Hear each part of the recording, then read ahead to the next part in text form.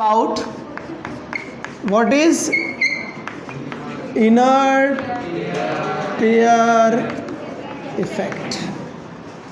ठीक है, inert pair effect की वजह से 13 ग्रुप में, 15 ग्रुप में और 14 में, 15 में, 16 में आगे भी आपको देखने मिलेगा. मेनली अभी आपकी 11th क्लास में 13 ग्रुप और 14 ग्रुप है. तो इसमें हम देख लेते हैं बोरॉन के बाद क्या आएगा बच्चों, एल्यूमिनियम. बच्चे बॉल कहाँ खेल रहे थे, गली में. इन हो गई कहाँ, थाली में. ठीक है, खिड़की में क्या रखी थी, सीसी कहाँ की थी, किसकी बनी थी. ठीक है, अगर हम क्या देखेंगे इनका general electronic configuration of 13 group, तो क्या होगा, NS2 NP1. इनका क्या होगा, NS2 NP2. ठीक है, ठीक. तो अभी इसको हम होल्ड में रख देते हैं, पहले इसको समझ लेते हैं. ठीक है, तो what is the atomic number of boron, 5. Electronic configuration will be 1s2 2s2 and 2p1. Clear है.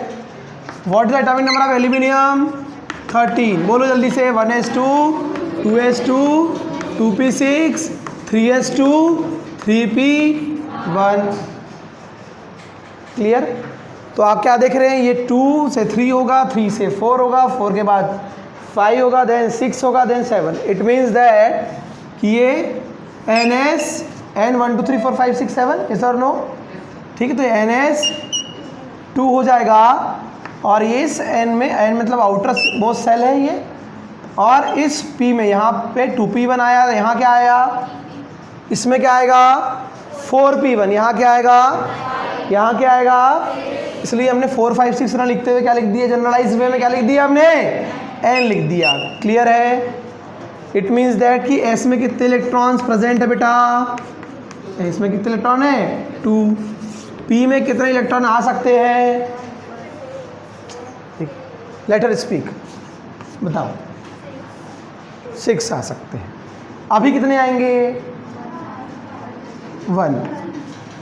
क्लियर, 6 आ सकते, अभी कितने आएंगे, 1. क्लियर है यहाँ पर. ठीक है, हेलो पीछे वाले, क्लियर बेटा. हाँ हाँ, जिसको नींद आ रही थी कल, हाँ ठीक. नहीं ये तेरे आगे वाली. ठीक है, ठीक. तो क्या ये NP1, अगर ये पूरे के पूरे इलेक्ट्रॉन है ना, सारे के सारे इलेक्ट्रॉन यदि डोनेट कर देंगे तो क्या होगा, यहाँ से 2 इलेक्ट्रॉन डोनेट करेंगे, यहाँ से 1. इस कंडीशन में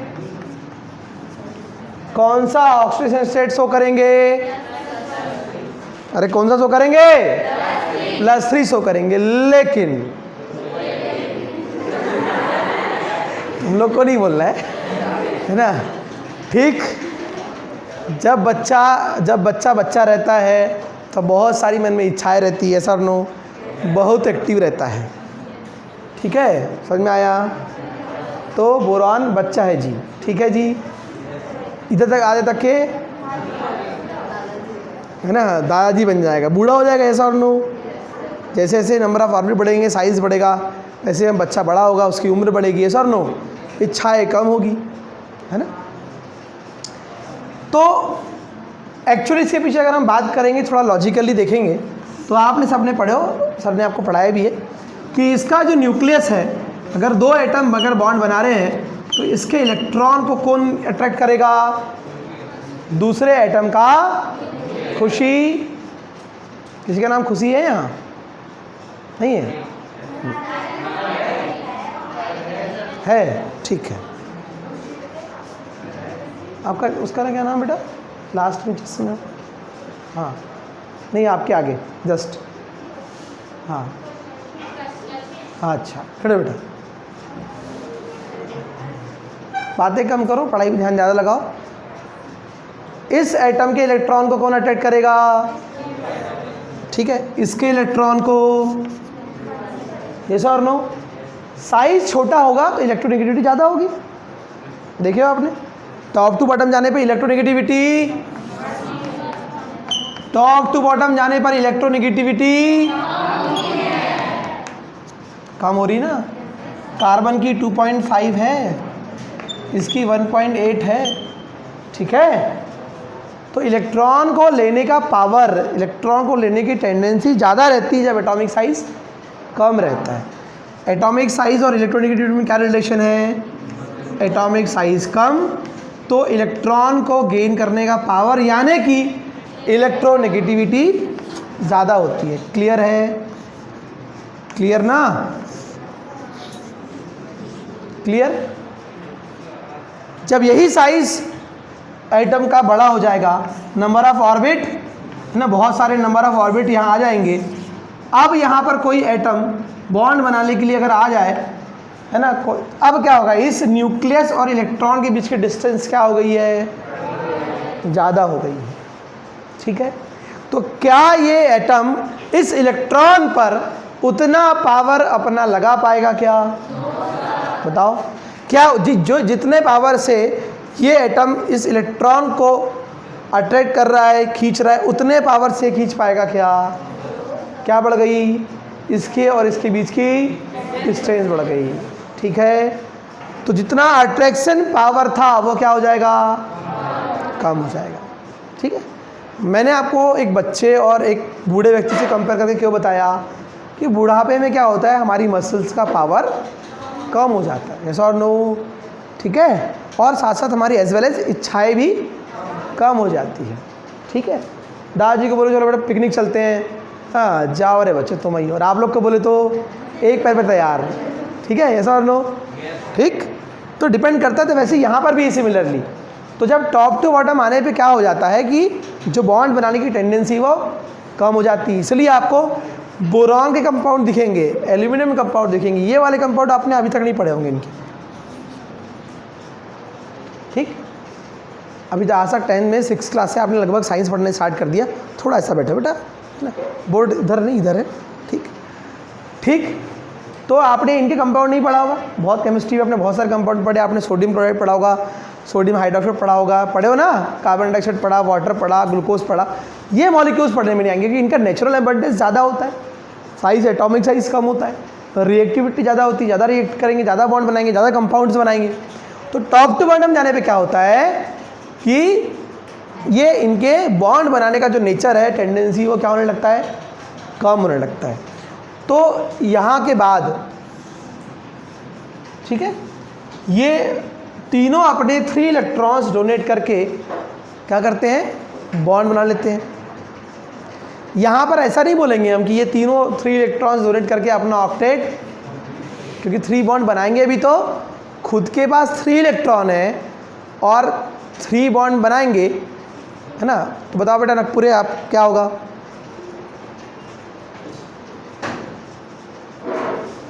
थ्री इलेक्ट्रॉन खुद के पास है, 3 बॉन्ड बना लेंगे तो क्या होगा बताओ? अरे बॉन्ड तो बनेगा, बॉन्ड बना लेंगे तो मैं ही बता रहा हूँ, स्टेबल हो जाएगा।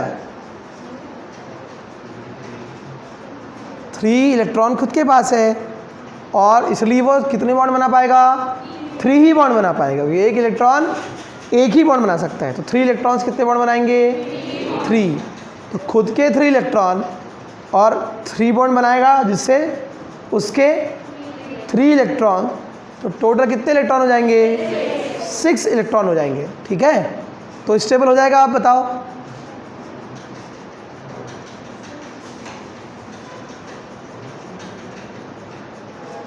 हो जाएगा क्या? अरे 3 और 3 कितने हुए? 6। तो या तो डुप्लेट में स्टेबल होता है या ऑक्टेट में होता है, ठीक है। ठीक, तुम दोनों अच्छे बच्चे बेटा, दोनों पढ़ने में सामने आके बैठा करो, अच्छे बच्चे, होशियार बच्चे, है ना, ठीक। क्या नहीं हो रहा है? तो बैठ जाओ, इसमें क्या दिक्कत है? इसको बैठे खाली, उसमें बैठने के लिए बना है और क्या है? क्लियर है?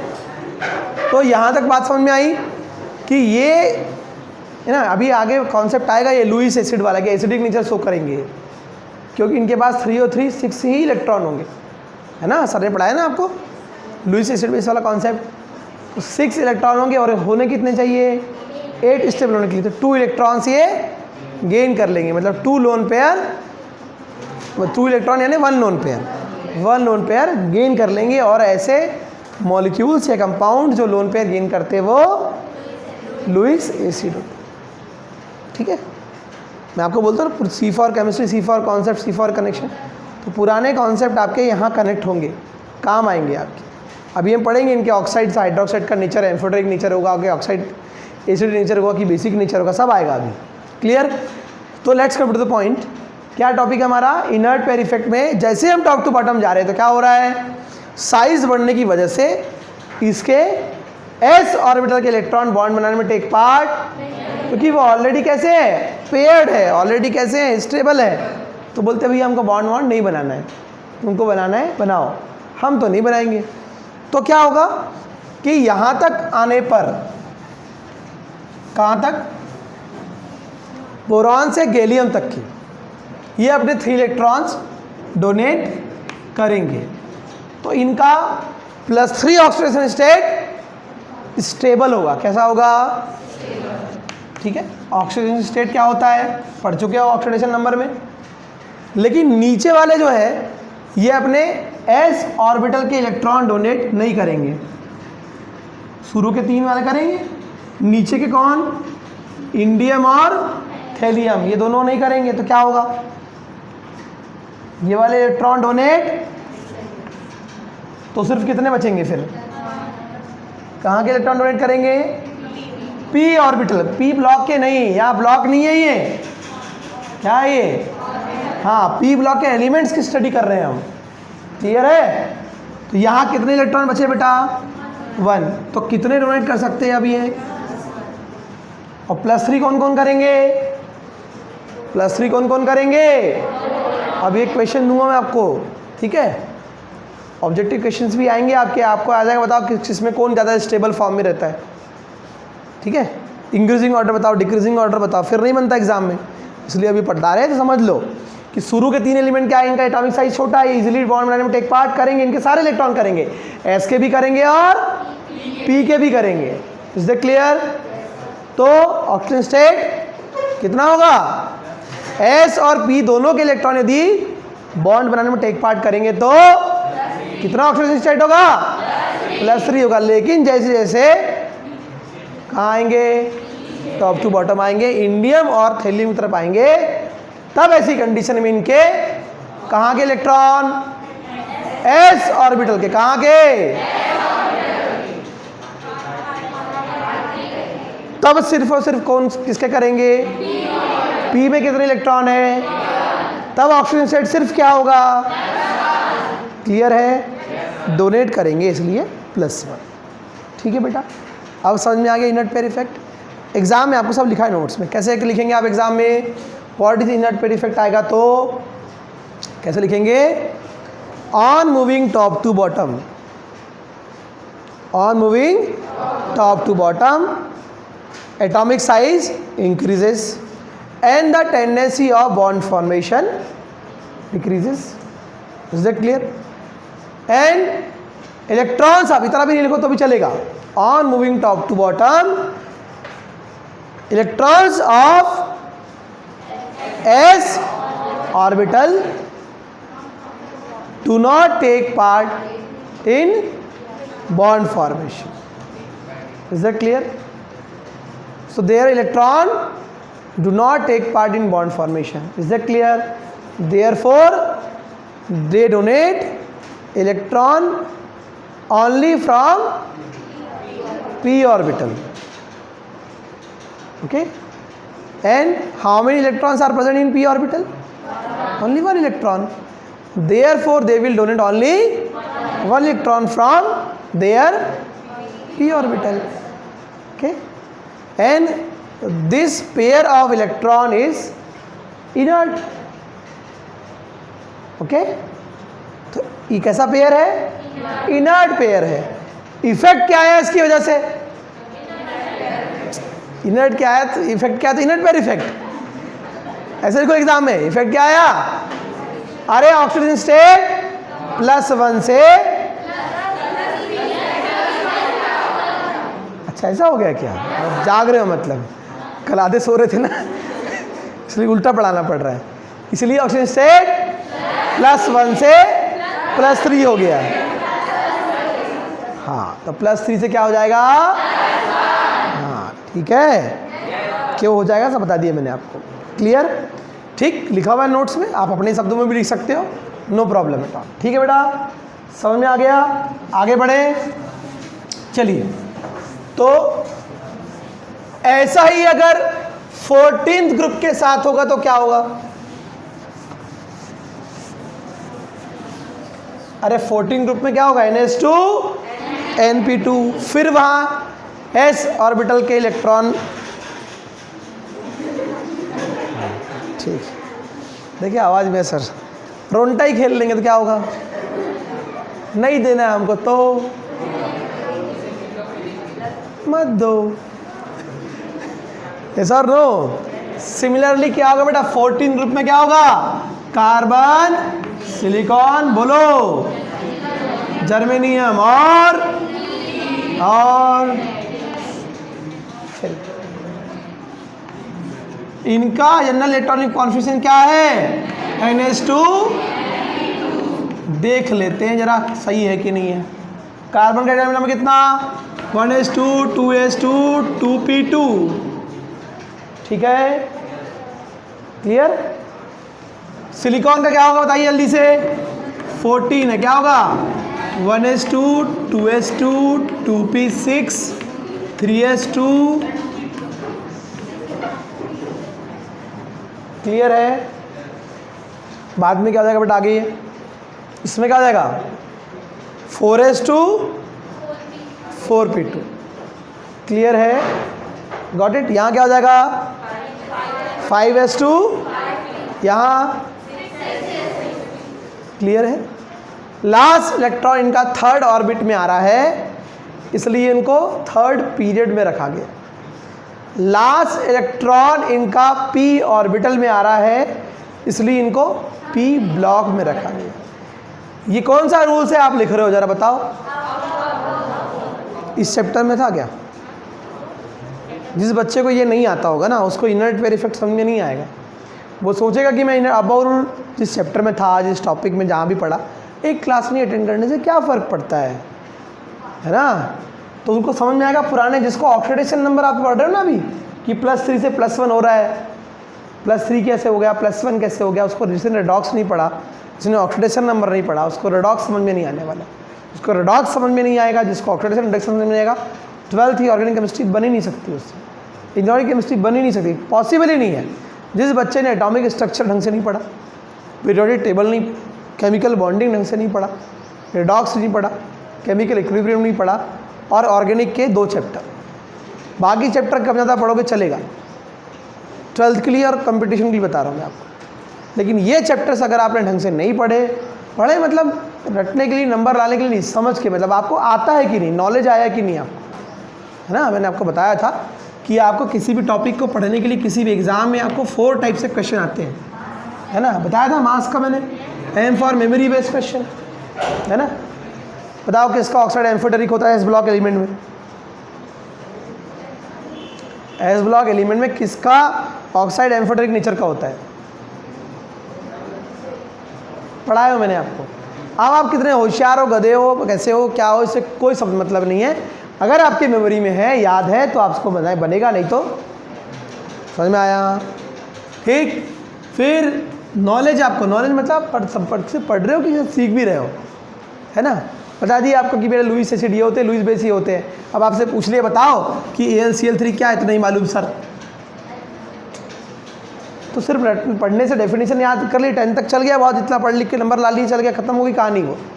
अब वो कहानी वो नहीं चलने वाली, आपको समझ के पढ़ना पड़ेगा।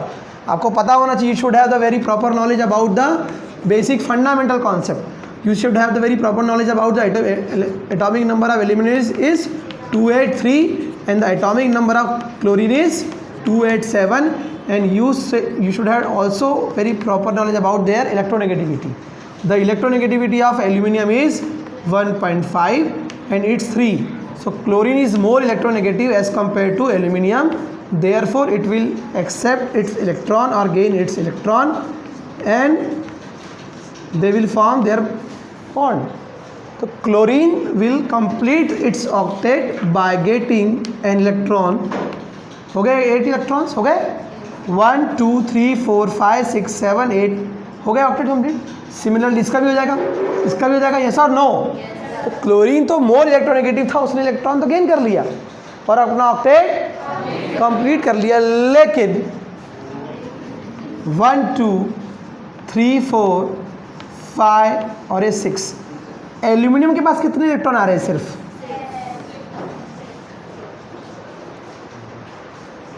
इस बेचारे का तो ऑक्टेट कंप्लीट नहीं हो पाया है ना, इसलिए आगे पढ़ेंगे हम। ये स्टेबल नहीं है, इसलिए आगे पढ़ेंगे हम।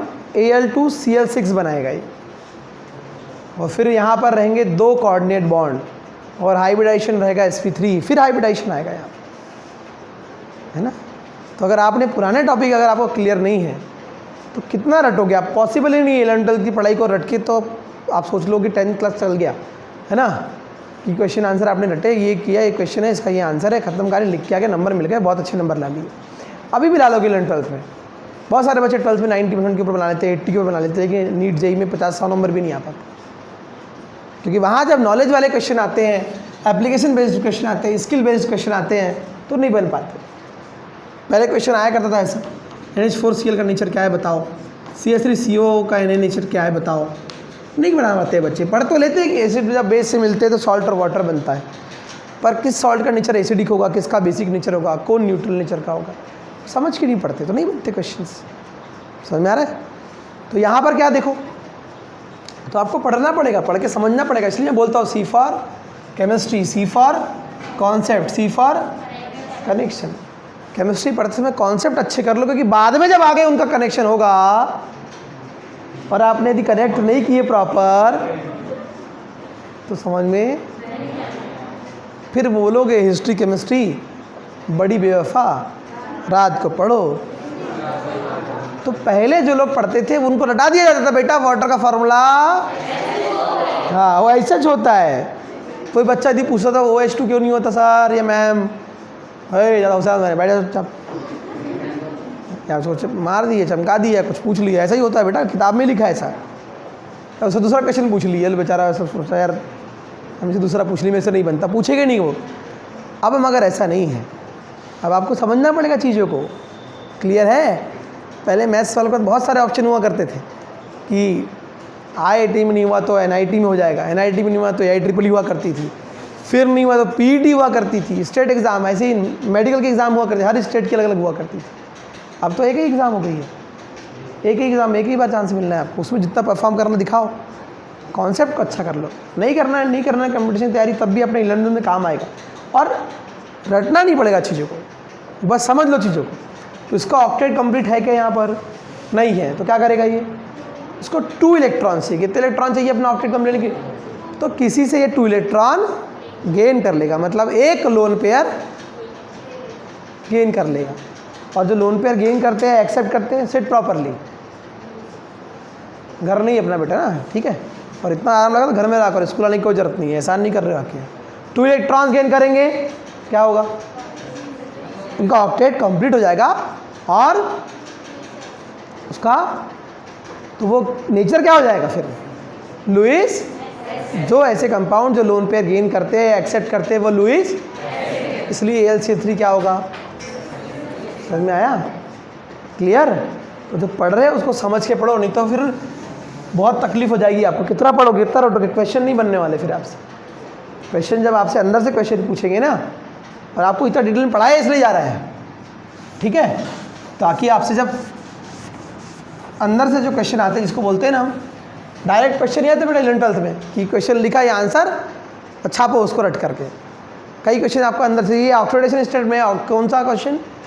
इनर्ट पेयर इफेक्ट, टॉपिक के अंदर सब टॉपिक्स हैं, वहाँ से क्वेश्चन आते हैं, ठीक। पूछ लेंगे आपसे, बताओ किसके कौन कौन से ऑक्सीडेशन स्टेट में ज़्यादा स्टेबल है,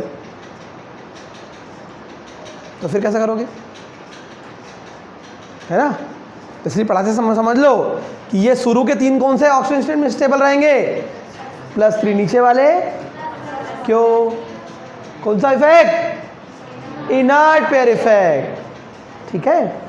यहाँ के पूरे अगर इलेक्ट्रॉन दे देंगे, देखो बेटा समझो, यहाँ पर अगर ये पूरे के पूरे इलेक्ट्रॉन डोनेट कर देंगे तो S के 2 इलेक्ट्रॉन्स और P के 2 इलेक्ट्रॉन्स, तो क्या होगा? अरे बताइए, S के भी 2 इलेक्ट्रॉन डोनेट कर दिए, P के भी कर दिए, तो कितना हुआ बताइए? इसकी वजह से +2 और इसकी वजह से +2, तो टोटल क्या हो जाएगा? ठीक है, क्लियर। लेकिन सेम वही सिमिलर क्या होगा? टॉप टू बॉटम आने पर एटॉमिक साइज बढ़ेगा और S ऑर्बिटल के इलेक्ट्रॉन क्या नहीं करेंगे? बॉन्ड बनाने में, तो क्या होगा फिर बताइए? इसके 2 इलेक्ट्रॉन कम हो जाएंगे, तो सिर्फ कहाँ के इलेक्ट्रॉन डोनेट होंगे? शुरू में 3 एलिमेंट्स के बाद सिर्फ P के इलेक्ट्रॉन डोनेट करेंगे वो, तो क्या होगा? इनके लिए अगर हम बात करेंगे तो +4 ऑक्सीडेशन स्टेट स्टेबल होगा और इनके लिए due to inert pair effect their oxidation state will be, ठीक है, और इनके लिए +2 वाली कंडीशन ज़्यादा स्टेबल रहेगी, ठीक है। तो कारण क्या है इसके लिए? +4 से +2 क्यों हो रहा है? क्या कारण है? अरे S ब्लॉक इलेक्ट्रॉन बॉन्ड में टेक पार्ट नहीं कर रहे हैं, तो कैसे हो गए? वो इनर्ट हो गए, और अकेले इनर्ट हुए क्या? पूरे के पूरे 2 इलेक्ट्रॉन हुए। 2 इलेक्ट्रॉन कैसे हैं? पेयर में। इस वजह से इफेक्ट क्या हुआ? ऑक्सीडेशन स्टेट +4 से +2 हो गया। इसी को हम कहते हैं क्या? Inert pair effect. When the electrons of S orbital do not take part in the bond formation, then these electrons are called inert pair effect, inert pair, and effect of this, their oxidation state will be decreased from +3 to +1 for 13th group element as well as for 14th group element, +4 to, got it? Simple, एकदम easy है, समझ में आया? आगे बढ़े, चलिए।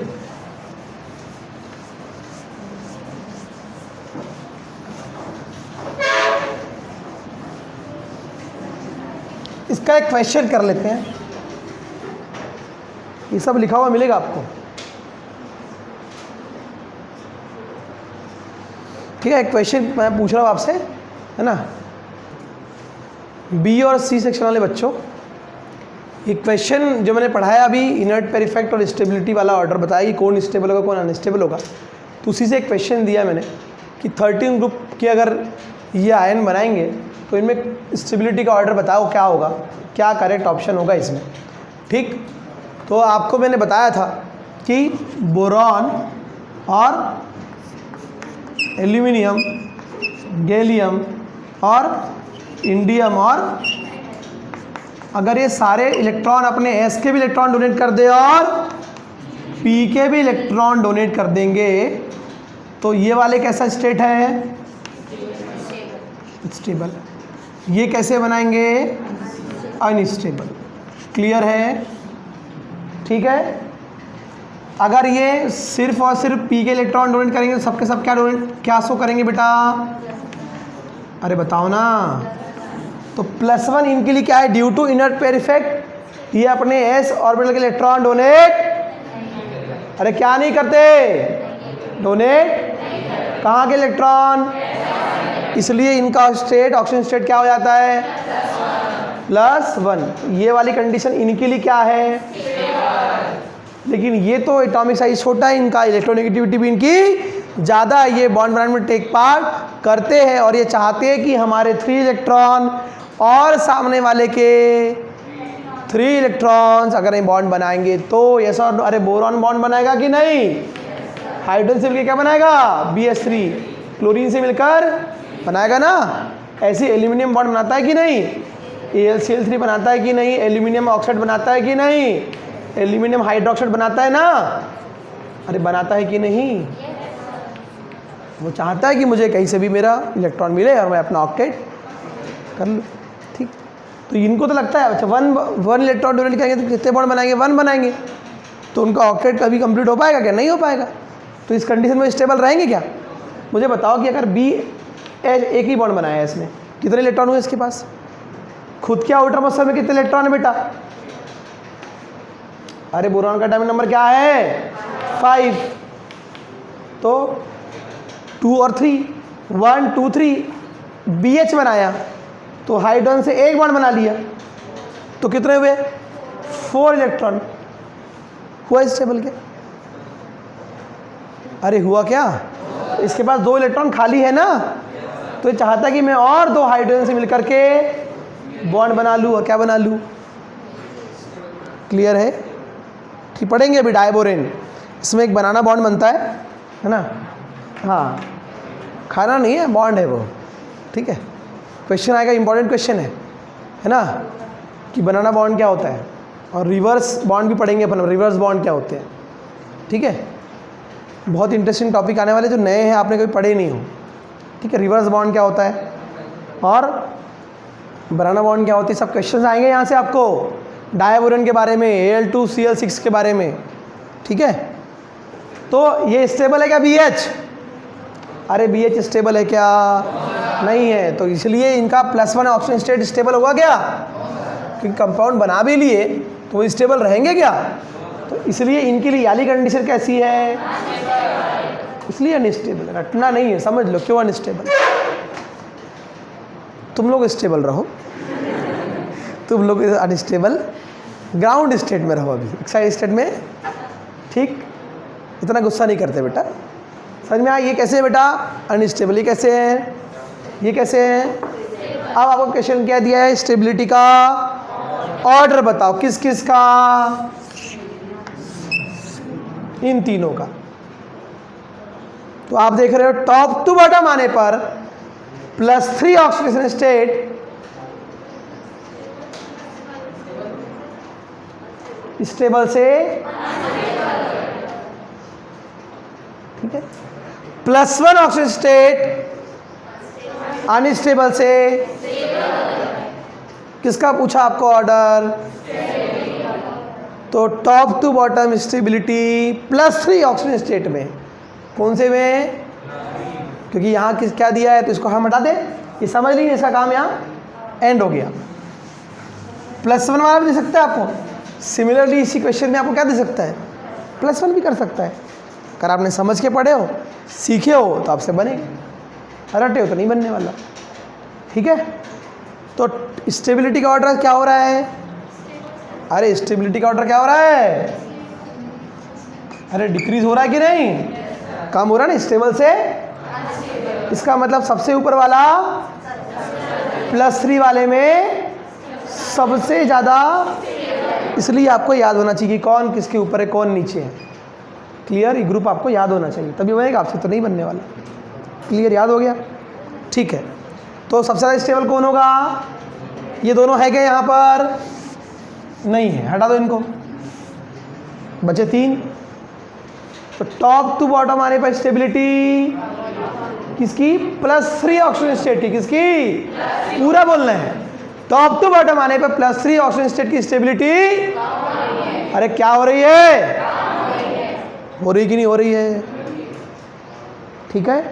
तो सबसे ऊपर वाला, अगर मैं आपसे पूछूं कि इन पूरे 5 एलिमेंट में, है ना, अभी 2 और नहीं लिखे, लिखे हुए थे यहाँ पहले, तो सबसे ज़्यादा स्टेबल +3 ऑक्सीजन स्टेट में, +3 ऑक्सीडेशन स्टेट में सबसे ज़्यादा स्टेबल कौन होगा, बोरॉन होगा। सबसे कम कौन होगा, इसका इंक्रीजिंग ऑर्डर क्या होगा, boron, then aluminium, then gallium, then, अब इन तीनों में सबसे ज़्यादा कौन होगा, कहाँ कहाँ है, इधर पे नहीं है 31, इधर पर भी नहीं है 31-32, खत्म।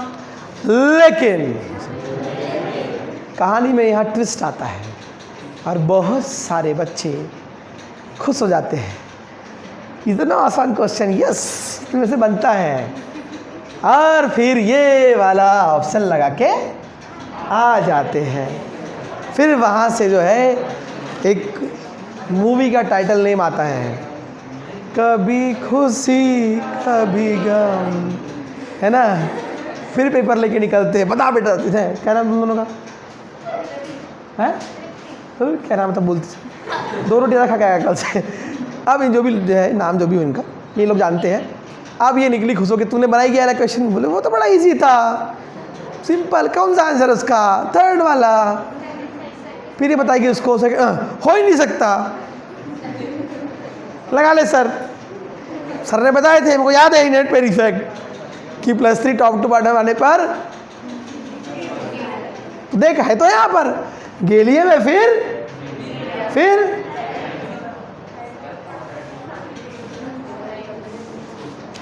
ये बोलेगी बालाघाट वाले, अम्मा मेरे से तो फिर और अब वो तो 1 गलत हुआ, फिर 3 गलत हो गए बातें, वो 3 गलत हो गए। ठीक है, ऐसा और नो नहीं बोलेंगे, टंग में टोन में हमारे। तूने 2nd का 4th वाला की क्या, तो ये क्या बोलेगी? हाँ तो यहाँ देखेंगे क्या, ये भूलेंगे नहीं, जानबूझ के दिया गया है यहाँ पर। ठीक है, तो गलती से भी, हाँ मिस्टेक से भी, हाँ गाने में सिर्फ अच्छा गलती से मिस्टेक, इधर किए मतलब ठीक। अरे हो कि नहीं? हाँ ऐसे कई सारे क्वेश्चन में करोगे तो पूरे करते करते करते थोड़े से बचेंगे, होता ना। याद करते इतना सारा, याद रहता इतना, लिखते इतना, उसमें से सही रहता इतना, मार्क्स अभी तक चल गया क्योंकि क्वेश्चन इतने बड़े रहते थे, आंसर इतने बड़े रहते थे। अब नहीं होगा, अब तो आपको एक टॉपिक दे दिए, describe the properties of P block element, metallic non metallic property, oxidation property, reactivity property and reaction with oxygen and nitrogen. खत्म हो गया, ले अब लिखो 4 पेज। क्वेश्चन 2 लाइन कहीं रहेगा अभी भी, लेकिन ठीक। चलिए तो बेटा ये क्या होगा, सिंबल पे ध्यान देना, इंक्रीजिंग ऑर्डर है कि डिक्रीजिंग है, और कहीं बीच में कहीं कहानी में गूगली तो नहीं हो गई, ट्विस्ट तो नहीं हो गया, क्लाइमेक्स है ना। ठीक है, हम ज़्यादा सोचते हैं वैसा नहीं होता कई बार, है ना। और हम लोग तो मूवी में इतना इमोशनल हो जाते हैं, है ना, कि हीरो भले ही 4 गोली लग जाए उसको, लेकिन हाँ है ना। ठीक है, चलो समझ में आया? इसका राइट आंसर क्या होगा बेटा? क्लियर है? तो अगर सिमिलरली ये question, same question +1 oxygen state के लिए पूछ लिया जाता, ये सेम क्वेश्चन अगर +1 ऑक्सीजन स्टेट के लिए दिया, आपको पूछ लिया जाता,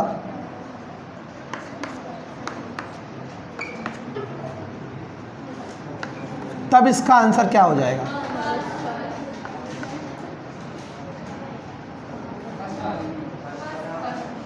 तब बताओ। ठीक है, तो टॉप टू बॉटम आने पर +1 वाले ऑक्सीजन स्टेट की स्टेबिलिटी इंक्रीज होती है।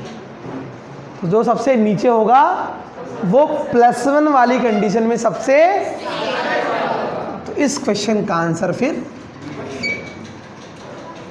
ठीक है बेटा, समझ के पढ़ोगे, सीख के पढ़ोगे तो सब बनेगा। समझ में आ रहा है? ठीक है, और नहीं को रटोगे, नहीं समझोगे चीज़ों को तो बहुत तकलीफ होगी, बहुत दिक्कत होगी, बार बार भूलोगे, बार बार पढ़ोगे, कन्फ्यूज़न होगा। तो इसलिए समझ के पढ़ो, सीखने के लिए पढ़ो, नॉलेज के लिए पढ़ो, और आगे की सोच के पढ़ो। ठीक है, बिकॉज लंबी छलांग लगाने के लिए 2 कदम पीछे हट के जगाओगे तो ज़्यादा दूर तक जाओगे। क्लियर है? चलो बेटा, thank you very much to all of you.